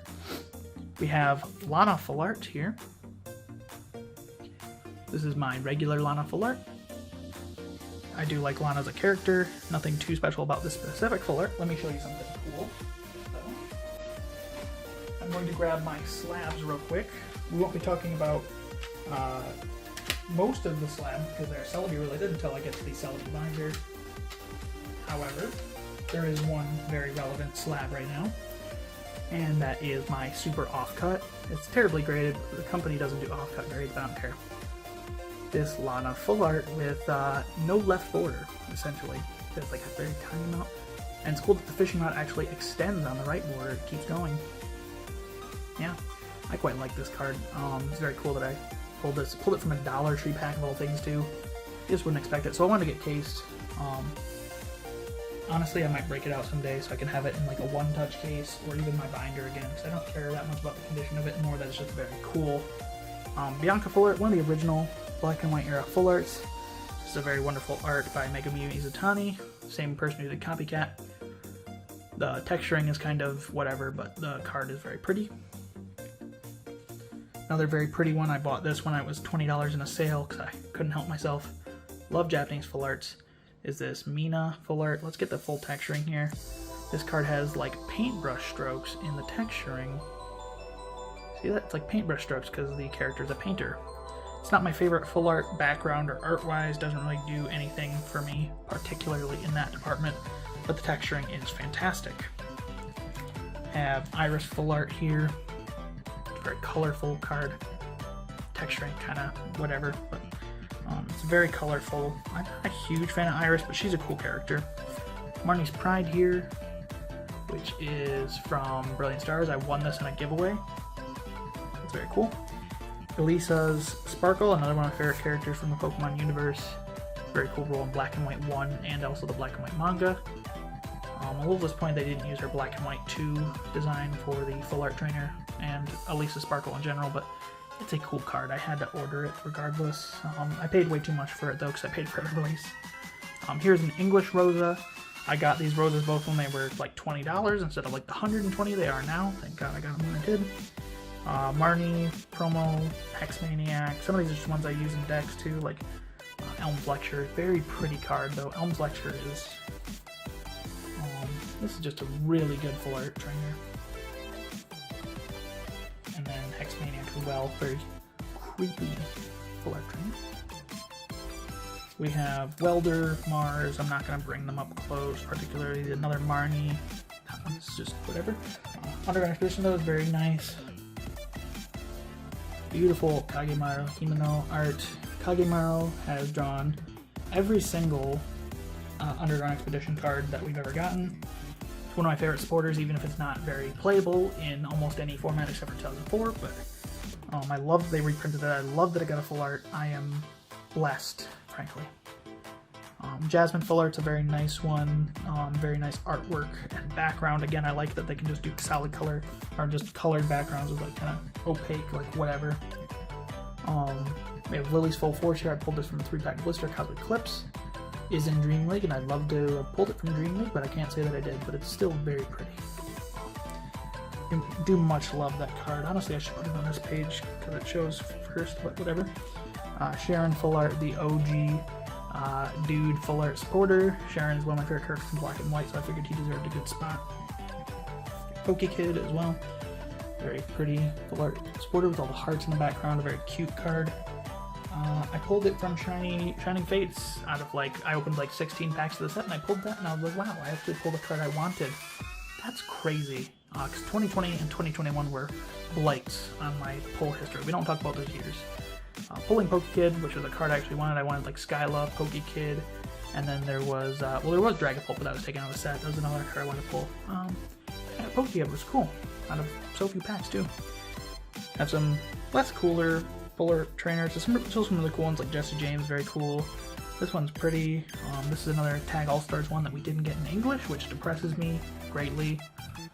Some Bridges and Guzma, some good staple cards I'll eventually put in decks. I hate putting like full art trainers and reverse cards in decks though, because then I feel bad. Like I hate committing them to a spot. I like having them in a binder, honestly.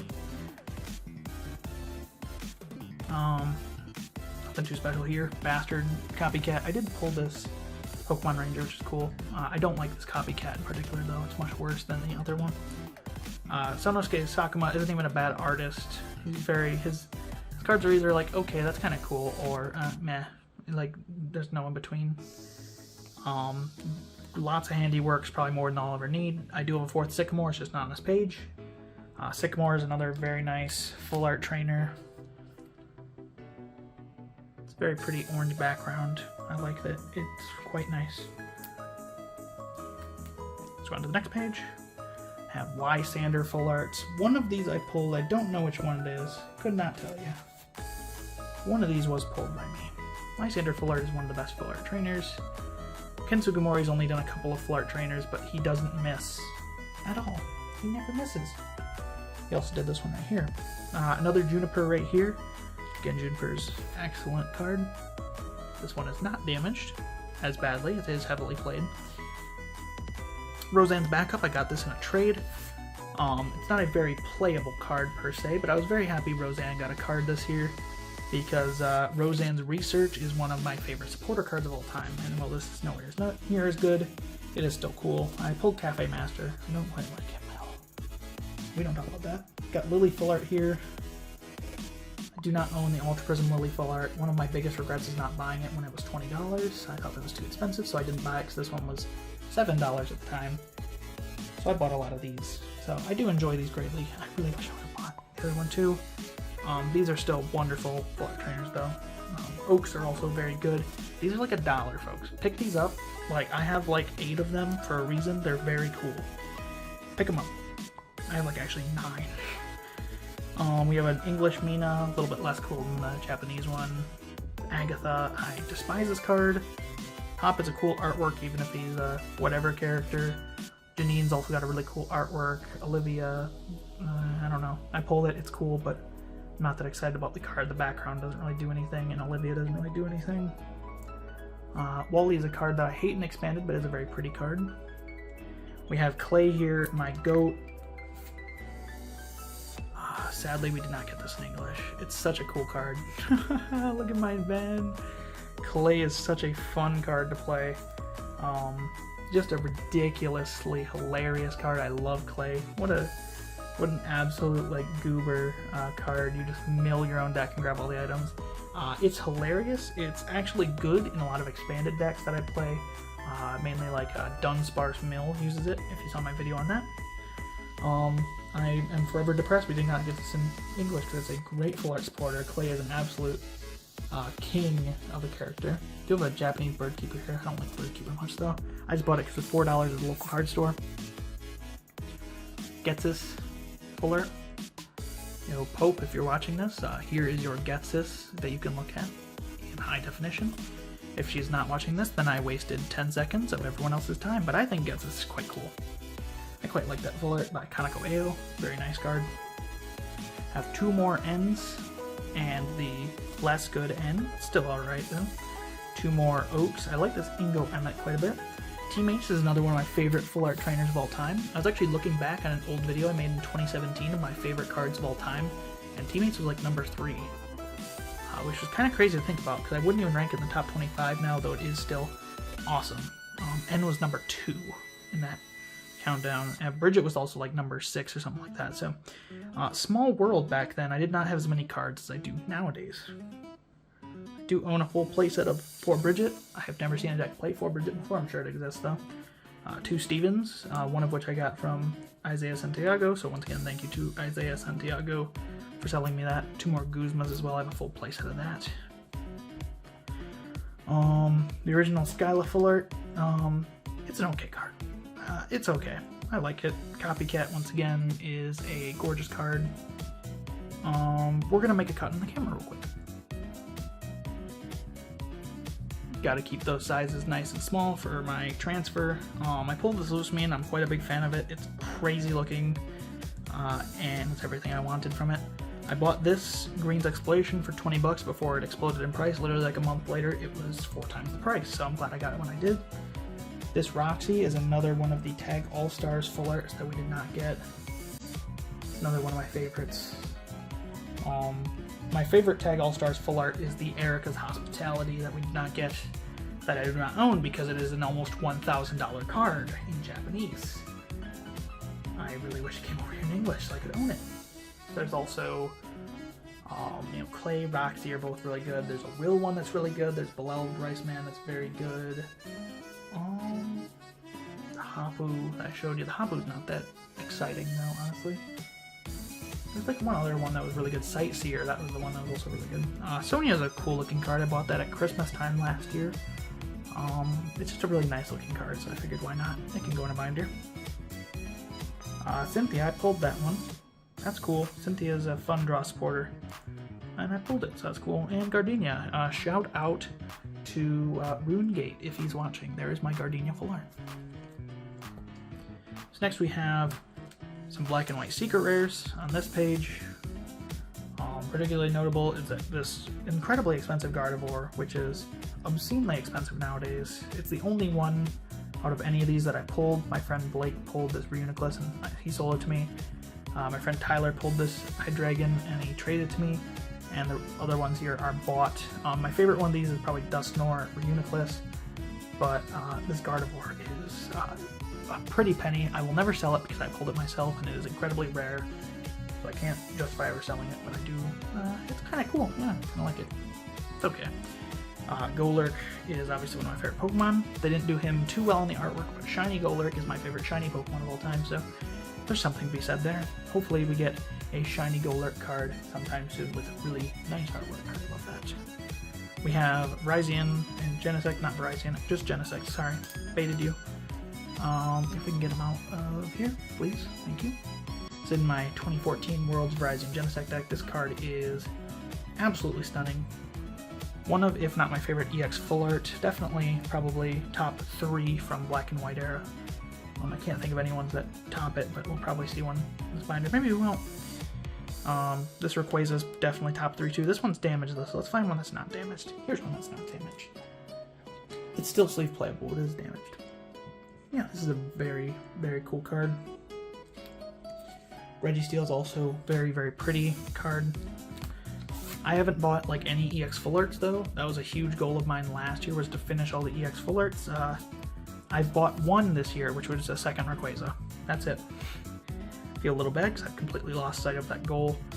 But yeah, they look cool. When I build Rayquaza EX, I'll probably buy a third Rayquaza EX so I can have all of them EX full arts. It'd be cool. Other than that, I haven't made any plans to buy EX full arts anytime soon. Moving on, we have the character rares. Oh, turns out that my thing tilted a little too much.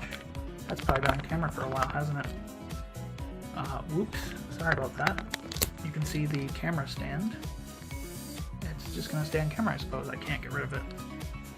Not sure how that happened, but well, you know, we live with the consequences of it. We have our character rares here, full English Cosmic Eclipse set. This is the only completed English set I have. For Brilliant Stars, I'm missing like Flareon and Vaporeon, and then every other set I'm like, I fell behind and got like none of Astral Radiance, or I only own like one from Lost Origin and one from Astral Radiance, the Mighty and Gengar respectively. Here is the wonderful Dream League completed set. Dream League is one of the best sets ever released, for sure. Coughing is wonderful. I already showed the Wishy-Washy off. Clay and Excadrill. I've already told how much I like Clay, so seeing him with Excadrill there. Wonderful drawing by Mitsuhiro Arita. Here we have VMAX Climax. Character rares that fold into the next pages as well. VMAX Climax, when this set was not yet, I think it was just maybe announced last year when I made this video. I think it was just announced. Crazy set. This was one of the first announced ones. This is an absolute gorgeous card. Definitely top tier character rare. This is what makes me want to collect all the character rares, is things like the Zekrom and this Flaffy. Another top tier one was one of the original revealed ones too. I believe Ariados was also one of them that they revealed initially. And I don't remember, maybe it might have been Dusknoir was the other one that they revealed initially. I know it wasn't the EVs, I know it wasn't Abomasnow or Flapple or Charizard, or actually it might have been Gardevoir. I think Gardevoir might have been the other one, not Dusknoir.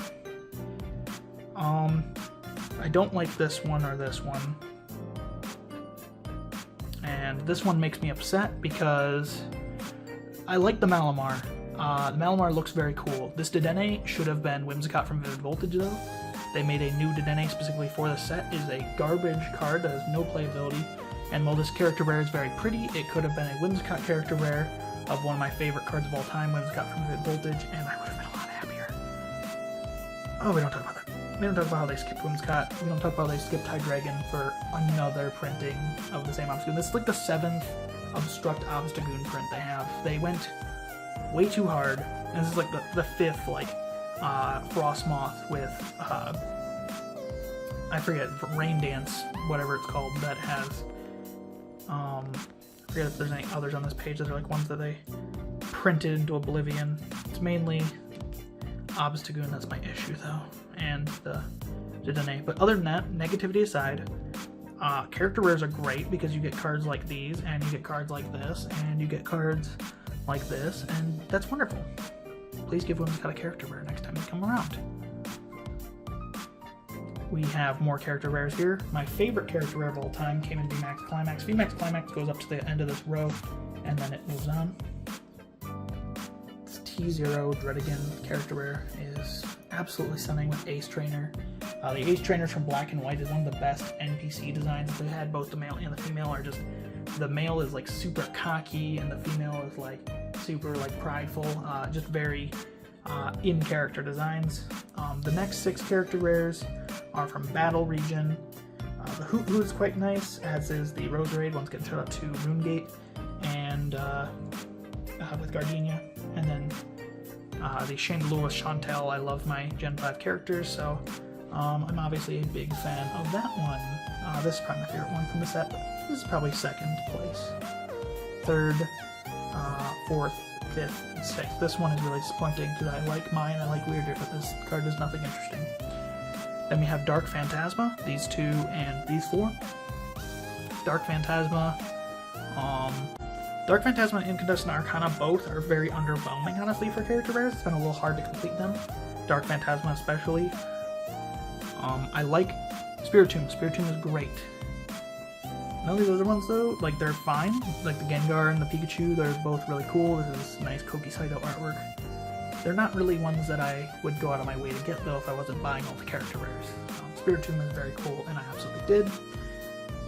Same thing with Incandescent. My favorite one from Incandescent is definitely the Altaria, but honestly none of these shock. Altaria is like a A, B tier one, and these are all like B minus, B minus, and then like C, and then like D. I hate Wallace. I hate Milotic. Thank God I didn't pull Wallace full art from my box. I was telling my friend I would jump off a roof if I did. I would not seriously. I'd just probably never buy a Japanese product again. That is the last character rares. That is complete of character rares up to the release at this point in Japanese. Next we have my nice suites of gold cards. Very nice, aren't they? These are the good gold cards that I will not get rid of. I got rid of my other gold cards, obviously, but not these ones. I have 4 full sets of all of these 3. Then I have 3 sets of Trainer's Mail and Rare Candy, 4 sets of Random Receiver. I really need to finish this Rare Candy set because it's bothering me. And I really need to finish the Trainer's Mail set because it's bothering me. I said the same thing last year, I think. Now we get to the alt art territory. Alt arts and character super rares are right here. Character super rares were honestly a big disappointment when that came out because I liked how character rares were extremely cheap and I liked being able to collect all of them. Can't say the same for character super rares, so I have not collected basically any of them. So just the ones that I've pulled. I won the Sylveon in a giveaway and I pulled Umbreon. Quite like this Vaporeon and Flareon. These 2 are just incredible. The Flareon is sitting by a fireplace. It's very pretty. I'm very glad we got these in English in affordable boxes. I would literally be okay if every cool card ever in English was put into an affordable box, so I could pay like 40 bucks and guarantee that I get it, because I can't afford to pay like $110 to get alternate arts I like. Tyranitar. I'm not paying $110 for a Tyranitar alternate art. It does not matter. I'm not spending that much on a Tyranitar, even if it looks awesome. Here we have some Sun and Moon alternate arts. A lot of them were promos, but I did pull this Machamp Marshadow. I've only pulled like 2 cards from Unbroken Bond, so it has the pleasure of being one of the 2. I think the other was just a regular GX, right? Like a Honchko, I believe. I opened up like 36 plus packs. With this, I probably opened up 40 packs of the set, and I got like 3 holos, 1 GX, and 1 alternate art. That set's pull rates are absolutely abysmal to me, specifically, for no reason. I have no idea why. Have the Golurk that I talked about earlier that I pulled. Wonderful card, but the texturing is certainly worse than the Japanese, but still absolutely love it. It's a good time as any while I remember. My other slab that I can show before the Celebi Binder comes up is my Raikou from Skywards that I opened up back in the day. A very pretty card. Great artwork by Mitsuhiro Arita. Very nice artwork on that. And I just got slapped because I want it protected. I quite like the card. Another underrated alternate art. I love this Metachamp. It's very pretty. Also pulled this one. And I was at first disappointed because there's so much money to be had in Evolving Skies, but then I was like, oh, I actually like this card, so that's like totally fine. Yveltal EX from the Promo XY collection, same with Jirachi. I consider them alternate arts because they have the alternate art branding with the A on them. So, the Shaman by Tokiya. I own a full 4 suite of that for whenever I play XY, I suppose. I don't like playing with XY cards though, but I do own this beautiful set. Shaman, I also own a full 4 set of Tina Chomps, and I own 7 of the 3 birds. I'll show you actually the 3 birds in a second because I have a cooler one. Where is it? Is it... One of these is a cool 3 birds, one that is cooler than the rest, but let's see if I can find it. It is not this one. Is it this one? It is not, so we skipped it. We're going to go back for just a sec. I need to find the cool 3 birds. Which one is the Giga Chad 3 birds card? Yes, it is this one. This one right here I got for $2 instead of like the $7 that it is worth because it was crimped by the promo packing. And to me, I think that's way cooler than a regular promo when you get it like crimped like that. So this is one of my favorite alternate arts I own. It's also a very cool alternate art. Again, I would be okay if they put every single English alternate art in a product for $40 or $50 in this case, just so I could own it for cheap, because I don't care about rarity. I don't care about these artificial made-up numbers. I want to own a cool card for an affordable price. I know the collectors are seething in the comments right now. Silvalet, a very nice card. Mewtwo GX. This is an imperfect condition, but I blame Chrysos for constantly posting his Mewtwo GX, and then I wanted one, so I got the Mewtwo GX alternate art. Yeah, it's a cool card, very cool. Vileplume GX, I pulled one of these, I don't remember which. Very beautiful artwork by Kagemaru Himeno, I believe it is. Yep, that is a Himeno artwork. Very cool artwork on this Pikachu and Zekrom as well, but I like the card less than Vileplume. I love this Vileplume card. Genesect V, I bought it from Professor K, same with the Froakie that I showed off earlier. I do love Genesect, and I love that alternate art. Then I have a random Radiant in here because it's my favorite Radiant that they've made so far. And I think they're done printing Radiants, maybe like 1 or 2 more. So here's Radiant Steelix. Again, the hollow pattern on Japanese cards. Way better, you can see it. Look at that, that's insane. English cards could never. And yeah, I didn't feel like putting the Steelix in the regular binder because it felt like I was degrading its value, considering it's way more cooler than the regular one, so. That's the end of the main binder. Last, but certainly not at all, both money-wise and cool-wise least, we have the Celebi Binder, after a quick cut. Alrighty, well my goodness, how the time flies. We are at almost the end of this collection showcased. At last though, last year I finally picked myself up a Celebi Binder. I did not have a binder for it last year, I don't believe. Or if I did, it was just shoved in a random binder, not an actually nice one. I'll be hopefully getting better binders in general. I'll probably ask for more from my family. I don't like buying binders, to be honest, so I just put them on like a Christmas list because there's something easy that they can buy that, you know, it's an exact item, you can't really mess it up. Anyway, no offense to family, but sometimes you ask for Pokemon cards and they'll find you a theme deck or something, for example, and I don't always need that, for instance. So I like being giving them something that it's easy, takes the struggle out of it. I also love custom gifts, so I'm not like a greedy child or anything like that that needs like Pokemon. I only want Pokemon. I only want Pokemon. I love when people like, you know, I've gotten knit blankets before, and those are some of my favorite gifts. I have one over there on my bed actually, a knit panda blanket and a knit scarf that I wear every winter day, so I quite like those gifts. But when it comes to Christmas, usually nowadays, Pokemon is all I get because that's all I ask for. So anyway, we're going to get right into the Celebi Binder. It's a lot to take in right away. I'm actually going to move my slabs real quick right over here so I remember to do them at the end. Wow, I like Celebi, so now I have a binder of just Celebi. I haven't expanded the Celebi collection this year as much as others, however there are some things I did expand.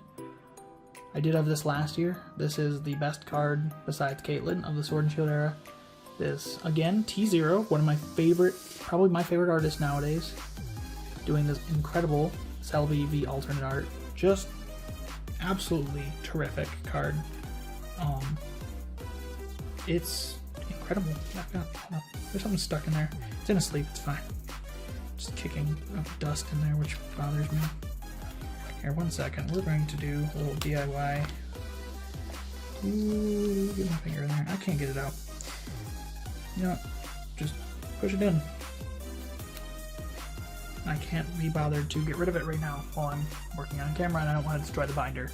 So I'll get like a, what's called a toothpick later and clean it out. We have this Celebi right here. I have 2 of these. These are from Japanese Neo Revelation. I don't know what the name is in Japanese. We got it in English as a non-holo, which, don't get me wrong, this card is still cool, but it looks incredible in holo. So I'm really sad that we got it as a non-holo in English. It just looks incredible in Japanese holo. Bought a second one 2 years ago because I was like, 1 is not good enough. I must have 2. There's also this timeless Celebi right here. I'm still missing quite a few Celebis. I still haven't gotten one of my chase Celebis, the Koki Saito Celebi, and most notably the missing Crystal Skyridge Celebi is not here. Absolutely love my Shining Celebi. This is in terrible condition, but I got it for very cheap, and I'm blessed to own a Shining Celebi. Apparently, this card was drawn by the person who designed Celebi, like the actual character designer, Hironobu Yoshida, apparently designed Celebi. I did not know that until last year, so shout out to Saturnine Bear if he is watching. He has a great wealth of Pokemon knowledge that almost no one else would have. He's very old in the hobby, has lots of cards and lots of memories, as well as lots of just general knowledge. A very smart individual. So shout out to Saturnine Bear. He does lots of collection videos, so you should check him out on YouTube if you enjoy those. Wow, what are those, you may be saying? Honestly, I'm not sure if I even like them in the binder. Due to some help from my friend Nolo, he hooked me up this year. I bought a lot of my stuff this year from Nolo, like my reverse holo cards that you probably saw in the other video, like doubled this year because of Nolo's help. I bought so many cards from him, and he owned a full set of 60 of these organized play Celebi sleeves, so I bought them from him for a fair price too. A lot of them are very beat up. I don't care. They are cool Celebi. These were for the pre-release of Triumphant. These are not good for playing with. I will eventually play with them, but I'm going to use character cards when I do, so do not worry, I will not desecrate the sleeves. This binder has a ton of them in there, because I didn't know where else to put them. So, they fill the pages of the binder. We have the Pokepark Celebi from 2005. I own 2 of those. The Hidden Legend Celebi. I aim to get this one in Japanese sometime next year. It's very cheap, and I don't own it yet, so it's a goal. This is the reverse holo with the cool energy pattern. And I like that it has the energy pattern as well as the energy symbols down there, which is very cool. More Celebi sleeves, as well as Celebi EX. We do not have one of the Celebi EXs in this binder, but this one's damaged, but it's a nice hollow Celebi EX. I don't like the one with the yellow border much, honestly. It's okay. The artwork's not great though, so the hollow foil kind of helps cover up for the lackluster artwork. This is the same artwork as the Celebi on page 1. I don't know why they reused the artwork, but they did, and honestly I prefer it here because I prefer the style of the 2004, 5, and 6 cards. The hollow foil looks absolutely terrific on this card. One of my favorite one of the most underrated, for sure, Celebis. Here is the 10th anniversary collection set Celebi right here. Very nice holo. Well, the artwork is not my favorite, but it is nice. We have Mysterious Treasures up here. I own 2 reverse holos now. I got one in a trade thanks to Cool Sheep, if they are watching. Thank you for that reverse holo Celebi in that trade. And these are 2 of my absolute favorite Celebis right here. If I had to rank Celebis in my collection, it's probably, my favorite one is my Gold Star. Spoiler alert, we'll be looking at that at the end. Second favorite is probably these guys. I own both the holo and the reverse holo. Beautiful Kagemaru Himeno artwork. Mysterious Treasures, Polish. There was only 2 sets ever printed in Poland. Polish Celebi. Thank you to Maxis if he is watching. Once again, he helped me get a hold of these Celebis, and for that I am just eternally grateful. I don't think I ever would have gotten Polish Celebis if not for his help, and there's only 2 sets printed in Polish, so it's very important that I got those. It's very, very cool cards. We have some pages full of more Celebi sleeves and Indigo Plateaus. You may be wondering why it is in my Celebi collection. That is because, oh look who's right there, it's a Celebi. These are very cheap, so honestly I just buy them whenever I see them. I haven't seen them as much lately on TCG Player when I'm buying from people, so I haven't bought them as much lately. Hopefully by next year I can just fill up these pages, because I just want 2 full pages of Indigo Plateaus, and I don't think that's too unreasonable considering these are like 25 cents, these like 50 cents. That's not at all unreasonable. Maybe I'll get a Japanese one. There is a Japanese holo promo one that is like $1,000. That is not on a list to buy anytime soon, unfortunately. Oh, there's another piece. That's actually in the sleeve. That is strange. It's on the card. I have never noticed that until now. So, oh, that felt awful to get off. This one's not in great shape though either, so I might replace this one honestly and get another Indigo Plateau, but I never noticed that was stuck on the card. Wow. Okay then, moving on. This was one of my big advancements this year. I don't own the reverse holo Call of Legends energy still from the actual Call of Legends set. I do now own 3 of the League promo energies though, and I own 6, maybe 7 of the Heart Gold Soul Silver base ones. I got these when buying retro decks off of SDGA. If SDGA is watching, thank you for helping me out with these retro decks. It's been a huge help, and I don't use these energies in the decks because I prefer to not use my Celebi energies, but they're great in my binder, and I love Celebi, and these energies are quite nice. Heart Gold Silver energies are nice, though I like EX Emerald ones better, I'll say. Here's the non-reverse Celebi Prime in Japanese, very nice, as well as 4 regular Celebi Primes. You'll notice that in the Primes binder I showed with the Level X's Primes and all that, there was a Celebi Prime, and that one is horribly beat up, so I decided that I did not want to destroy the card pages of this binder, so put it in the other binder. We have some Triumph Celebis, nothing too special there. I hope to get a Japanese one of that this year, because that's pretty cheap as well, like a $10 card. Some Celebi EXs, well, more of these Celebi sleeves. Actually, I'll put those Polish Celebis down to number 3, because this is my other favorite Celebi I own. This and T0 are tied for number 2 anyway. I'll say that, the T0 alternate art. This is a very nice EX full art. The texturing on these are just incredible in Japanese. Artwork is hit or miss, but I love the texturing on these Japanese EX full arts. Celebi EX was not a super playable card, but did see some play back in the day. I don't know, I quite like that. This is also nice. It's got similar to the Japanese level X's that I showed earlier, it's got a starry pattern on the card. It just overlays the whole thing. A little bit clearer on that one though. I still need a Japanese copy of these. That'll be on hopefully the agenda to get sometime in the next year. This is a stunning card. This is my favorite Celebi illustration. T0 barely beat out by this one, but it's Hira Arita's Celebi. He also Mitsuya Arita also did the Skyward Celebi, but this one is leagues better illustration-wise. Beautiful, sparkly hollow over it too, and the gray borders just...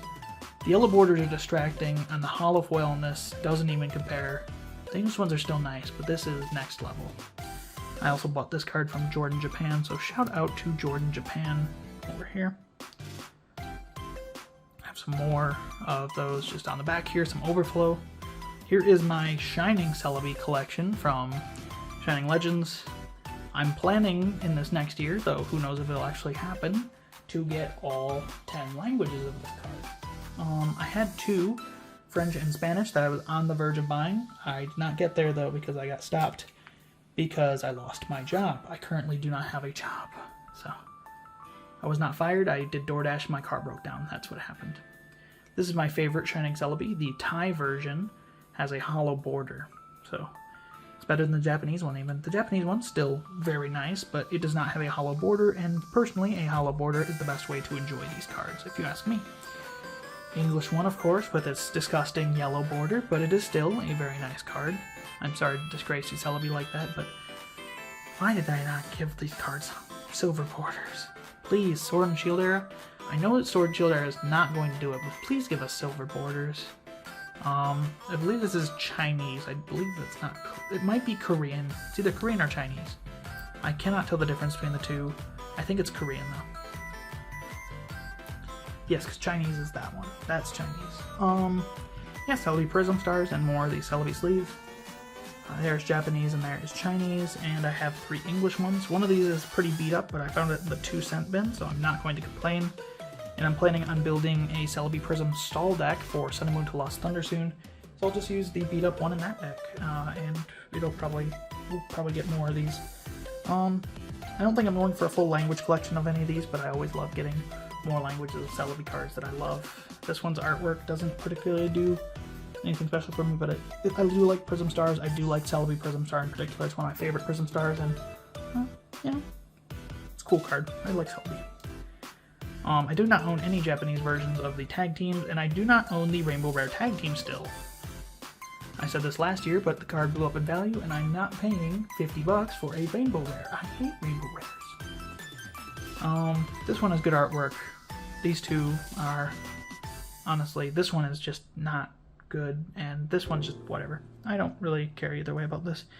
Celebi needs to be on its own. Venusaur's not that appealing to me. Venusaur's cool, but not with Celebi. Here we have some Cosmic Eclipse promo Celebis that are in the promo blister. We will see more of these later. I have a lot of them. We have some Unified Mind Celebis and Miracle Twin Hollow in Japanese. If I'd like to do anything with this page in the next year, it'd just be to fill 333. So I can have 3 reverses, 3 hollows, and 3 Japanese hollows. Maybe get a Korean hollow or something like that to fill that spot. I don't know. I'd like to fill some more pages in this binder. You can see I've run out of the Celebi sleeves to put here, so it'd be nice to fill the spaces though with fill this page up because it's not too expensive. Here's some Celebi V's. I own 4 or 3 of them in Japanese. I do have more of these Celebi sleeves. Joke's on you. And 2 English ones. I don't particularly like this Celebi V, but maybe it'd be nice if I find it, and I mean, if I go to a shop and there's Celebi V's, I'm just going to buy all of them because that's the way I am with Celebi.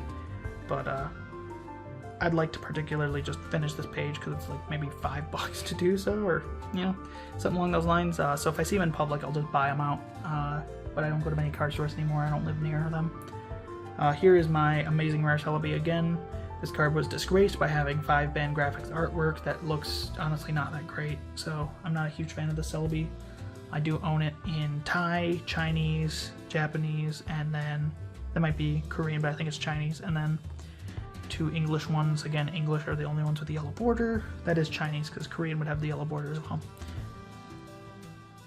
Here we have a little bit of a nicer note. The Unishida Celebi from the Japanese Venusaur VMAX deck and the English Shining Fate set. And because this was so cheap in English, I bought a lot of them.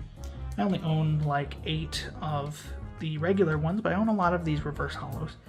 They're very nice. Sadly not too playable, but They are still somewhat usable in a deck if I wanted to. Great artwork by Yu Nishida, one of the best artists working on Pokemon right now. Won the 2019 illustration contest with the Gardevoir card that I do not own. I do own a full page of these Celebi Vs and one Japanese one. This card is very nice, illustrated by Akira Egawa. I don't know if, like, I love that Celebi V got a custom illustration, and it's very nice. I don't know if his artwork style would be the best fit for Celebi. I feel like a Kagemaru Himeno Celebi V would have been more along the lines of what I'd expect. It's certainly different. I do love the Celebi artwork. It's very good. It's just, you wouldn't expect it, honestly. It's very different. Do have Celebi V. I like it a little bit less, but do own 2 English copies and 1 Japanese. Here are some holes in the collection we're going to see because I once again don't own any Rainbow Rare Celebi VMAXs. They're expensive and I hate Rainbow Rare, so I will probably never own it unless I see it in person at a card shop.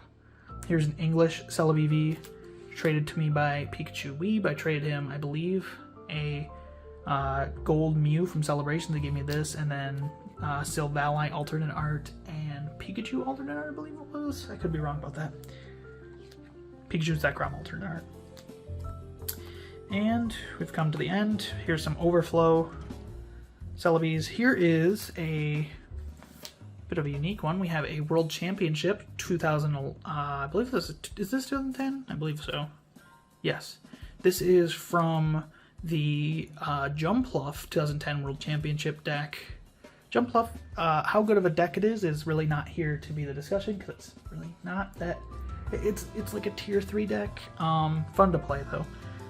But it's just a very cool card. I absolutely love this. I got it for $1, so it was totally worth it because it's a piece of the Celebi collection for $1. You cannot complain there. And just some overflow Yu Nishida. Once again, the wonderful Yu Nishida artwork really sells this. And then we have my overflow of. I ordered a ton of these because they were like 7 cents. So that is what the rest of this binder consists of. Yeah. Okay. That is the end of the binder. That is the end of our last binder. Our time here today is almost to a close. Almost have to say goodbye to all of the lovely folks over at the YouTube side of things, but I have 3 more cards to show, being my slab Celebis. We have, here's the Koro. This is, again, I have another of the Cosmic Eclipse promo Celebi, but this is actually the Japanese print. It was printed in the Koro magazine. You can see the logo right there. And it looks better in Japanese because it gets a hollow border. I'm just going to be honest there. I'm not a PSA collector. I don't collect slabs. I don't grade cards because I don't want to wait 2 years for them to come back. I get too much anxiety from sending cards away. So I just bought this because it's the same price as the getting a non-graded one. So I could either pay $15 and get a card that I wasn't sure what condition it is, or get a card that I guarantee near mint. And yeah, if I ever don't like the grade, I can just break it out, right? Pretty simple. Next up, one of the big, this is a big one. I bought this in May of this year. I was making big money back then. So I bought this Celebi EX. Isn't this card amazing? Look at the holo. I don't love the artwork on this card particularly, but the holographic is just gorgeous. Celebi EX Unseen Forces. This typically goes for like $200 and some nowadays. I got it for $125 at the card shop. I bargained the owner down. It's an excellent 5, but to me that's fine. I don't really need it to be completely near mint. It's still like really good shape, and the hollow foil is absolutely beautiful, preserved, like no scratches on the hollow foil at all. That was probably the biggest addition to my like money-wise collection this year. I spent a lot on these retro decks, like hundreds, thousands of dollars on retro decks, but in terms of like single cards, that was the most I spent on a card ever. So might have been 150. It topped Caitlyn though, which was 120, and that was the previous record. Caitlyn full art for 120. I'm glad I got Caitlyn full art when I did, because it's more expensive now. And last but certainly not least, you can see the card is not in good condition. I don't care. It's my Celebi Gold Star I pulled as a kid. This is very expected. Everyone knows Everyone who's seen anything I do knows I love Celebi Gold Star. It's my favorite card in my collection. I've had it for years now. I'm tempted to break it out of the case, honestly, just so I can have it displayed in my binder. But keeping it in the case also means that it's never going to get ruined, so maybe I'm okay with this fate after all, right? I love this card so much. This card has cost me an incredible amount of money. Not in a negative way, but, you know, I just showed you an entire binder with thousands of dollars. It's not that ridiculous, but there's a lot of money put into this binder, right? Like, I'm talking like there's a lot of money put into the Celebi Binder.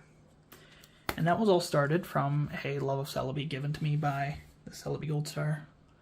Back in 2013 when I pulled it, 2012 or 2013, those were my luckiest years because I pulled Gardevoir, Secret Rare back then too.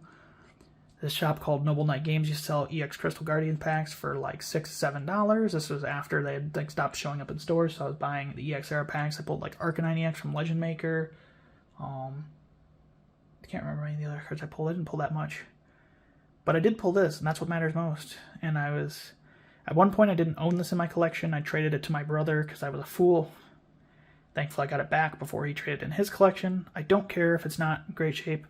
This grade is definitely wrong, by the way. It's not even close to near mint, but I don't care. That's the sensible answer. I don't care what condition it is. I love this card to death. This is my favorite card in my collection by a mile. I mean, the only thing that comes close is like the Caitlyn full art, the Celebi alternate art, the Polish Celebis, the Japanese Arita Celebi. Like, those are the ones that come close.